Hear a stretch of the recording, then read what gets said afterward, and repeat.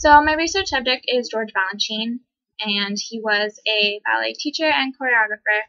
So one of the main things that I talk about in my essay is just the history of ballet and how, especially during the time that Balanchine was born, ballet was a huge part of life in all of Europe, and especially in Russia where he was born. So that obviously influenced him to start studying ballet at such a young age, because that was just the way of life at that time. So I found a timeline of the history of ballet, and it starts in the 1400s and 1500s and just shows everything that happened up until the 1970s.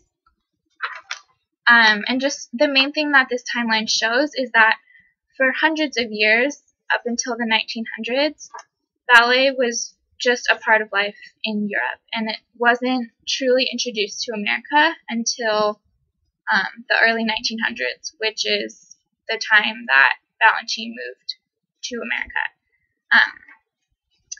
So something else that I talk about in my essay is a man named Serge Diaghilev. He was basically Balanchine's mentor, and he opened up a world-famous ballet company in Russia, and he was just a huge influence on classical ballet in all of Europe. And he was one of the first people that really brought ballet to America.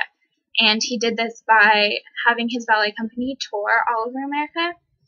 So I found a graph that it's called Diaghilev's Influence on Western Ballet, and it talks about America right here, and it mentions Balanchine, and it just shows how it was that he brought ballet to America, and just all of the people that he brought over, all the choreographers and dancers, Balanchine being one of them.